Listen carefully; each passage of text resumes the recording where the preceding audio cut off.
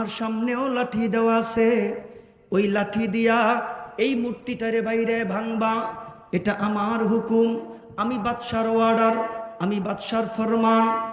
একটা সেকেন্ডও দেরি করলেন না, হাতের মধ্যে লাঠি নিয়া দৌড়ায়া ওই মূর্তিটারে ভেঙ্গে চুরমার করে দিলেন।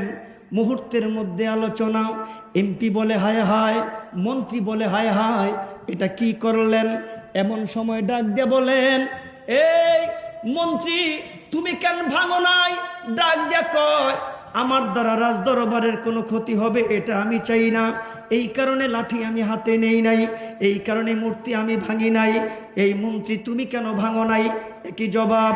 এ এমপি তুমি কেন ভাঙো নাই? একই জবাব। ও শিল্পপতি তুমি কেন ভাঙো নাই? একই জবাব। আয়াসকে ডাক দিয়ে বলেন, ও আয়াস, তোমাকে বলতে দেরি, একটা মুহূর্ত দেরি করো নাই, তুমি কেন ভাঙলা? কেউ তো ভাঙলো না। তুমি কি রাষ্ট্রের কাঙ্ক্ষিত মেহমান না? তুমি কি রাষ্ট্রের সাফল্য চাও না? তুমি কি রাষ্ট্রের ক্ষতি করতে চাও? এই জবাব দেওয়ার সঙ্গে সঙ্গে দাঁড়ায় বলেন, বাদশাহ কি বলে? এই মূর্তির দাম 5 পয়সার দাম আমার কাছে নাই, এই রাষ্ট্রের দাম আমার কাছে নাই, এই রাজদরবারের দাম আমার কাছে নাই। এবার ডাক দিয়া কয়, আয়াস তোমার কাছে কি দাম? আয়াস ডাক দিয়া বলেন, আমার কাছে সবচেয়ে দামি হইল আমার মনিবের জবানের হুকুম। আমার মনিব শুধুমাত্র অর্ডার করছে, ওই অর্ডার হইল আমার কাছে সবচেয়ে দামি। এই কথা বলার সঙ্গে সঙ্গে মন্ত্রীর মাথাটা নিচু হয়ে যায়, এমপির মাথা নিচু হয়ে যায়, শিল্পপতির মাথা নিচু হয়ে যায়। ডাইকা বলেন, খাতির লাগাইতে চাইলাম কিন্তু উল্টা হইল। আসলে এই গোলামকে ভালোবাসার জন্য যেই সিফত আর গুণের প্রয়োজন, ওই সিফত আর গুণ একমাত্র এই গোলামের কাছে আছে। এবার বাদশা বলেন, আমি বড় খুশি, আমি মহা খুশি, আজকে তোমরা যা কিছু চাইবা আমি সব তোমাদেরকে দিয়া দিব। এবার মন্ত্রী বলেন, আমরা বাদশারে চিনি, একবার জবান থেকে কোনো কথা বের হইলে ওইটা বাস্তবায়ন করে ছাড়ে, এই সুযোগ আর ছাড়া যাবে না। এবার মন্ত্রী বলেন, আমার ঢাকা শহরে 10টা বাড়ি লাগবে, নে তোমার বাড়ি। আমার 20টা গাড়ি লাগবে, নে তোমার গাড়ি। এবার ডাক দিয়ে বলেন, আর কারো কোনো চাওয়ার আছে কিনা? তাকায় তাকায় দেখে চাইলে দিয়া দেয়। এমপি বলেন, আমার 30টা বাড়ি, আমার 30টা গাড়ি, নাও তোমার 30 বাড়ি, নাও তোমার 30 গাড়ি। যে যা চায় সবাইকে আবার দিয়া দেয়। এবার বাদশা সর্বশেষে আবার গোলামকে ডাক দিয়ে বলেন, ও গোলাম, আজকে তুমি আমার কাছে কিছু চাও, আমিও তোমাকে দিয়া দিব। ওই গোলাম বসা থেকে দাঁড়ায় যায়, দাঁড়ায় দাঁড়ায় ডাইকা বলেন, ও বাদশা, সবার সামনে আরেকবার আমারে ওয়াদা দেন, আমি চাইলে আপনি দিবেন কিনা? বলে, হ্যাঁ তোমাকে আমি দিতে রাজি, তুমি চাও আমার কাছে কি চাইবা? আমি সবার সামনে দ্বিতীয়বার ওয়াদা করলাম, চাইবা মাত্র আমি দিয়া দিব। বহুদূর থেকে ওই গোলাম একটা দৌড় দিয়া বাদশার কদম তারে জড়ে দইরা ডাক দিয়া কয়, বাদশা আপনি ওয়াদা দিছেন আমি যা চাইব সব দিয়া দিবেন। আমি আপনার কাছে দুনিয়ার কোনো অট্টালিকা চাই না, আমি আপনার কাছে গাড়ি চাই না, আমি আপনার কাছে বাড়ি চাই না। আপনার ওয়াদা অনুযায়ী আমারে কিন্তু দেওয়া লাগবে। আরে চা তুই কি চাবি? এবার গোলাম ডাক দিয়া কয়, বাদশাহ আজকের দিনের পর থেকে বাকি জিন্দেগির জন্য আপনি আমার হইয়া যাবে। আল্লাহর কথাটা কি? বান্দার সাথে আল্লাহর ওয়াদাটা কি? কয় জায়গায় ওয়াদা দিছে আল্লাহ? একটা ওয়াদার কথা শুনেন, ওয়ালা তাহিনু ওয়ালা তাহজানু ওয়া আনতুমুল আ'লাউনা ইন কুনতুম মুমিনিন।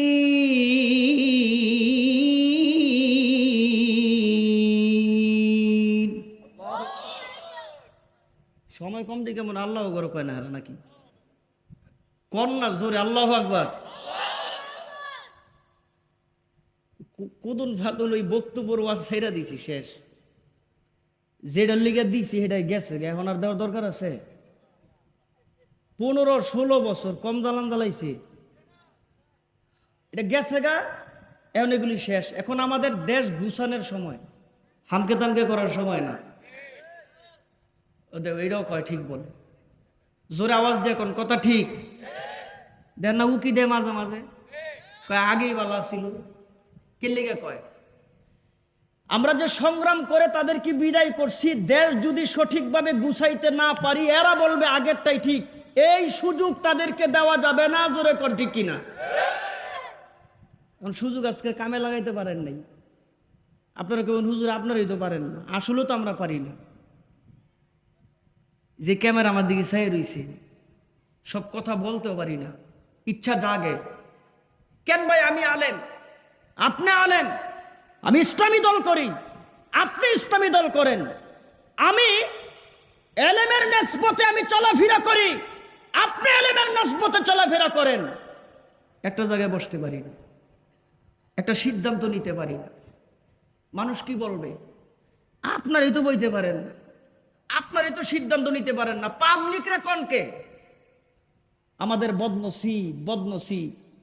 আমরা যেমন গোটা বাংলাদেশের মানুষকে 16-17 বছর জানিয়েছিলাম, সমস্ত আলেম ওলামারা, সমস্ত ইসলামী দল যদি একটা প্ল্যাটফর্মে এসে এক কাতারে দাঁড়ায়, এই দেশে আওয়ামী লীগের অস্তিত্ব খুঁজে পাওয়া যাবে না, বিএনপির অস্তিত্ব খুঁজে পাওয়া যাবে না, অন্যান্য রাজনৈতিক দলের অস্তিত্ব খুঁজে পাওয়া যাবে না। এই দেশের মানুষ ইসলামকে পছন্দ করে, মুসলমানদেরকে পছন্দ করে, ঠিক কিনা? সেই প্লেজ আমরা তাদেরকে দিতে পারি নাই, এই ব্যর্থতা আমার। সেই জায়গা আমরা তাদেরকে দিতে পারি নাই, এই ব্যর্থতা আমাদের। এই ব্যর্থতা আপনাদের না, এই ব্যর্থতা আপনাদের না, এই ব্যর্থতা আমার, আমাদের এই ব্যর্থতা।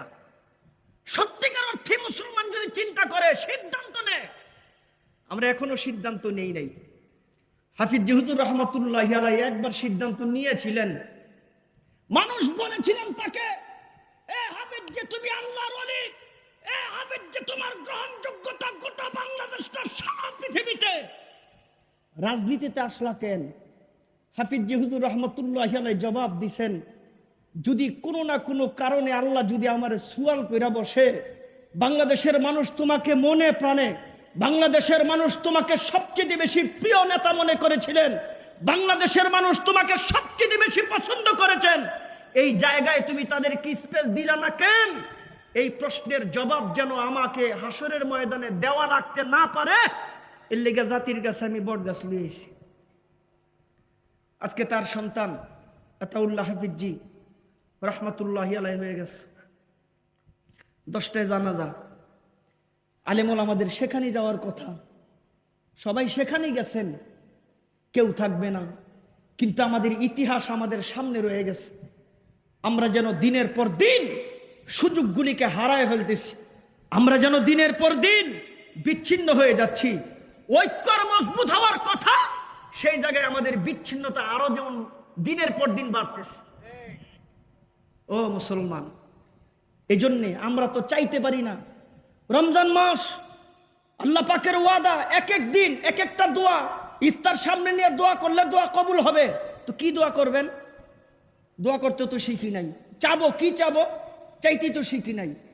পৃথিবীর কোনো বড় মানুষ যদি একটা সুযোগ দেয় যে আমি তোমাকে সুযোগ দিলাম, তুমি আমার কাছে যা চাইবা তাই দিয়া দিব, তবে একটা কি চাইবেন? পেছ লাগাই দিবেন। সারা পৃথিবীর যিনি একচ্ছত্র মালিক, তিনি হচ্ছেন আল্লাহ। তার ওয়াদা, আমার কাছে চা, আমি দিতে চাই তোরে। চাইতে পারেন না কেন? ডাইকা কয় আল্লাহ মুখের মধ্যে এত রুচি, কিভাবে সারাদিন না খায় রোজা রাখছে তো। আল্লাহ খাবার যে হাত দিয়ে ধরতে পারে না, বিষয়টা এমন না, খাবার দিয়ে হাত দিয়ে খাবারও ধরতে পারে, মুখেও রুচি আছে, কিন্তু খায় না কেন? ইত্তাকুল্লাহ, আপনার ভয় তাদের অন্তরে, আপনাকে তারা চায়, আপনাকে তারা কাছে পাইতে চায়, সান্নিধ্য অর্জন করতে চায়। তাই নাকি? কয় হ, সৌমুলি ওয়ানা জিজি বিহি। আরে যাজা তো আমি নিজের হাতে দিব, তবে দেওয়ার আগে এদের জানাই দে। চাইতে কো আমার কাছে, চাইতে কো আমার কাছে। আয়াজ একজন দাসের নাম, আয়াজ একজন গোলামের নাম। বাদশাহ সবচেয়ে বেশি গোলামকে পছন্দ করে, বাদশাহ সবচেয়ে বেশি গোলামকে আদর করে, কাছে বসায়, এর কথাটাকে বাদশাহ বেশি গুরুত্ব দেয়। এটা তো এমপির ভালো লাগে না, এটা তো মন্ত্রীর ভালো লাগে না, ভালো লাগার কথা না।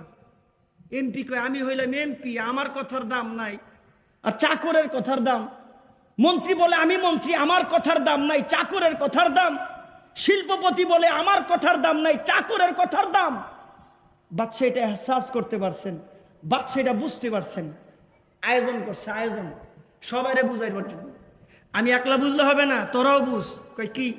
বিশাল আয়োজন, মণিমুক্তা খচিত মূর্তি, স্বর্ণ দিয়া বাধাই করা মূর্তি, রাজদরবারের সবচেয়ে দামি মূর্তি সামনে নিয়ে আসছে। সবার সামনে একটা করে লাঠি দিয়েছে। মন্ত্রীর সামনে লাঠি, এমপির সামনে লাঠি, শিল্পপতির সামনে লাঠি, বড় বড় মানুষের সামনে লাঠি, ওই চাকরের সামনেও লাঠি। ডাক দিয়া কয় এই মন্ত্রী, বলে কি? আমার হুকুম, এই মূর্তিটারে বাইরে ভাঙো। মূর্তি মনে মনে চিন্তা করে এই তো বিশাল সুযোগ, আমার সাথে তার একটা সম্পর্ক লাগাইবার। মনে মনে কয় এই সুযোগটা কাজে লাগান দরকার। ডাইকা বলে বাদশাহ, বলে কি? আমার দ্বারা সম্ভব না। কেন? রাজদরবারের বিন্দু পরিমাণ ক্ষতি হবে এটা আমি চাই না, আমার দ্বারা সম্ভব না। ওদিক দিয়ে দুর্নীতির কিন্তু শেষ নাই, খাতির লাগায় খাতির। বাদশাকে সর্বনাশ, এত ভালোবাসস? কয় হ্যাঁ। ভাঙবি না? কয় না। কেন? রাজদরবারের ক্ষতি আমার দ্বারা হবে এটা অসম্ভব। এমপি তোমার সামনে লাঠি দেওয়া আছে, ভাঙো। একই জবাব, আমার দ্বারা রাষ্ট্রের কোনো ক্ষতি হবে এটা আমি চাই না। সব এক এক করে সুর মিলায়া মিলায়া রাষ্ট্রের দোহাই দিয়া, রাষ্ট্রের ভালো চায়, রাষ্ট্রের ক্ষতি চায় না, এই কারণে ভাঙতে পারবে না। সর্বশেষ গোলাম আয়াসকে ডাক দিয়ে বলেন, ও গোলাম আয়াস, তোমার সামনেও লাঠি দেওয়া আছে, ওই লাঠি দিয়া এই মূর্তিটারে বাইরে ভাঙবা, এটা আমার হুকুম, আমি বাদশার অর্ডার, আমি বাদশার ফরমান। একটা সেকেন্ড দেরি করলেন না, হাতের মধ্যে লাঠি নিয়া দৌড়ায়া ওই মূর্তিটারে ভেঙ্গে চুরমার করে দিলেন। মুহূর্তের মধ্যে আলোচনা। এমপি বলে হায় হায়, মন্ত্রী বলে হায় হায়, এটা কি করলেন? এমন সময় ডাক দিয়ে বলেন, এই মন্ত্রী, তুমি কেন ভাঙো নাই? ডাক দিয়া কয়, আমার দ্বারা রাজদরবারের কোনো ক্ষতি হবে এটা আমি চাই না, এই কারণে লাঠি আমি হাতে নেই নাই, এই কারণে মূর্তি আমি ভাঙি নাই। এই মন্ত্রী, তুমি কেন ভাঙো নাই? একই জবাব। এ এমপি, তুমি কেন ভাঙো নাই? একই জবাব। ও শিল্পপতি, তুমি কেন ভাঙো নাই? একই জবাব। আয়াসকে ডাক দিয়ে বলেন, ও আয়াস, তোমাকে বলতে দেরি, একটা মুহূর্ত দেরি করো নাই, তুমি কেন ভাঙলা? কেউ তো ভাঙলো না। তুমি কি রাষ্ট্রের কাঙ্ক্ষিত মেহমান না? তুমি কি রাষ্ট্রের সাফল্য চাও না? তুমি কি রাষ্ট্রের ক্ষতি করতে চাও? এই জবাব দেওয়ার সঙ্গে সঙ্গে দাঁড়ায় বলেন, বাদশাহ কি? বলে এই মূর্তির দাম 5 পয়সার দাম আমার কাছে নাই, এই রাষ্ট্রের দাম আমার কাছে নাই, এই রাজদরবারের দাম আমার কাছে নাই। এবার ডাক দিয়া কয়, আয়াস, তোমার কাছে কি দাম? আয়াস ডাক দিয়া বলেন, আমার কাছে সবচেয়ে দামি হইল আমার মনিবের জবানের হুকুম। আমার মনিব শুধুমাত্র অর্ডার করছে, ওই অর্ডার হইল আমার কাছে সবচেয়ে দামি। এই কথা বলার সঙ্গে সঙ্গে মন্ত্রীর মাথাটা নিচু হয়ে যায়, এমপির মাথা নিচু হয়ে যায়, শিল্পপতির মাথা নিচু হয়ে যায়। ডাইকা বলেন, খাতির লাগাইতে চাইলাম কিন্তু উল্টা হইল। আসলে এই গোলামকে ভালোবাসার জন্য যেই সিফত আর গুণের প্রয়োজন, ওই সিফত আর গুণ একমাত্র এই গোলামের কাছে আছে। এবার বাদশা বলেন, আমি বড় খুশি, আমি মহা খুশি, আজকে তোমরা যা কিছু চাইবা আমি সব তোমাদেরকে দিয়া দিব। এবার মন্ত্রী বলেন, আমরা বাদশারে চিনি, একবার জবান থেকে কোনো কথা বের হইলে ওইটা বাস্তবায়ন করে ছাড়ে, এই সুযোগ আর ছাড়া যাবে না। এবার মন্ত্রী বলেন, আমার ঢাকা শহরে 10টা বাড়ি লাগবে, নে তোমার বাড়ি, আমার 20টা গাড়ি লাগবে, নে তোমার গাড়ি। এবার ডাক দিয়ে বলেন, আর কারো কোনো চাওয়ার আছে কিনা? তাকায় তাকায় দেখে চাইলে দিয়া দেয়। এমপি বলেন, আমার 30টা বাড়ি, আমার 30টা গাড়ি, নাও তোমার 30 বাড়ি, নাও তোমার 30 গাড়ি, যে যা চা চায় সবাইকে আবার দিয়া দেয়। এবার বাদশা সর্বশেষে আবার গোলামকে ডাক দিয়ে বলেন, ও গোলাম, আজকে তুমি আমার কাছে কিছু চাও, আমিও তোমাকে দিয়া দিব। ওই গোলাম বসা থেকে দাঁড়ায় যায়, দাঁড়ায় দাঁড়ায় ডাইকা বলেন, ও বাদশা, সবার সামনে আরেকবার আমারে ওয়াদা দেন, আমি চাইলে আপনি দিবেন কিনা? বলে, হ্যাঁ, তোমাকে আমি দিতে রাজি। তুমি চাও আমার কাছে কি চাইবা? আমি সবার সামনে দ্বিতীয়বার ওয়াদা করলাম, চাইবা মাত্র আমি দিয়া দিব। বহুদূর থেকে ওই গোলাম একটা দৌড় দিয়া বাদশার কদম তরে জড়ে দইরা ডাক দিয়া কয়, বাদশা, আপনি ওয়াদা দিছেন আমি যা চাইব সব দিয়া দিবেন। আমি আপনার কাছে দুনিয়ার কোনো অট্টালিকা চাই না, আমি আপনার কাছে গাড়ি চাই না, আমি আপনার কাছে বাড়ি চাই না। আপনার ওয়াদা অনুযায়ী আমারে কিন্তু দেওয়া লাগবে। আরে চা, তুই কি চাবি? এবার গোলাম ডাক দিয়া কয়, বাদশাহ, আজকের দিনের পর থেকে বাকি জিন্দেগির জন্য আপনি আমার হইয়া যাবেন। জোরে কর, হয় নাই, আরো জোরে কর। বাদশা যদি গোলামের হয়ে যায়, গোলামের আর কিছু লাগে? আওয়াজ দিয়া জোরে, আর কিছু লাগে? আরে আরো জোরে কোন, আর কিছু লাগে? বাদশা যদি আমার হয়ে যায়, তাহলে বাদশার যা আমি গোলামেরও। জবান খুলা জোরে কোন, বাদশার যা আমি গোলামেরও। আল্লাহর কাছে কি চাইবেন? চাইতে তো পারেন না।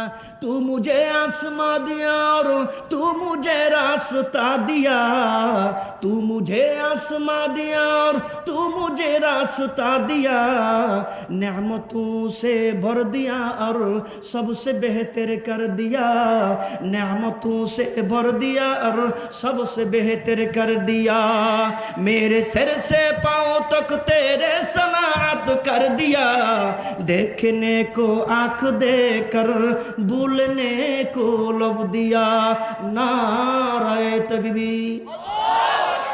अरे फीसा भाई से एडो देय ना जोरे, नाराए ताकबीर। কোন অসুবিধা আছে রে ভাই? কথা কোন অসুবিধা আছে? আর আমি কোন লেগে কই নাই, আজাইরা ফেসাল করিস না, আমি কোন লেগে কইছি তাকবীর দিতে কোন অসুবিধা আছে? আরে এই মাঠে ওই তো তাকবীর দেওয়ার কারণে মামুনুল হকের নামে মামলা হইছে, আইয়ুবের নামে মামলা হইছে। আজকে তোমরা যারা মামলাবাজি করছো, তোমরা বাংলায় নাই, আমরা বুক ফুলা বাংলায় চলি, ঠিক কিনা? আরো জোরে ঠিক কিনা রে? গরমের দিনে ভাই ওয়াজ ভাল লাগে না। তোরা যারা খারে দিছস একটু আইয়াবো, আর আশেপাশের মানুষের একটা হুলিয়া জারি করে দে। আইবি সাহেব আয় পড়ছে, এখনই বয়ানে বয়ে পড়বো, এই বয়ান আর পাবি না। এই চেহারার দিকে চাইলে আল্লাহ সগিরা গুনাহ মাফ করে দে। কই পাবি বেটা? ওই বেটা ঘেন যে খারিয়া বিরানির আশায়, 500 টাকার আশায় হুদা খালি ছায়া থাও, কোনো সোয়াব্দ নাই, আর সব মিছা কথা, আর সব গীবত, আর ওই মজলিসের মধ্যে যায় যে পাবলিক বয়ে থাকে। আর এই মজলিস আল্লাহ তাআলার ওয়াদা, আল্লাহ বলেন, আনজালা মিনাস সামাই মাআন ফাসালাত আওদিয়াতুম বিকদারিহা মাআন আয় রাহমাতান। যতক্ষণ বসে থাকবেন ততক্ষণ আল্লাহ তাআলা আসমান থেকে প্রত্যেকের মাথার উপরে বৃষ্টির মতো রহমত নাযিল করবে। সুবহানাল্লাহ, আরো জোরে সুবহানাল্লাহ। আর আলেমগো চেহারার দিকে চাইলে গুনাহ মাফ হয়। এই গুনাহ মাফের মজলিসে আমি আহ্বান জানিয়ে বিদায় নিচ্ছি। ওয়া আখির দাওয়ানা আলহামদুলিল্লাহি রাব্বিল আলামিন। আসসালামু আলাইকুম ওয়া রাহমাতুল্লাহি ওয়া বারাকাতুহু। আমরা যে জায়গায় আছি, আমরা বেশি ঘোরাফেরা না করে খুব দ্রুত চলে আসি। আমাদের আজকের প্রোগ্রামের প্রধান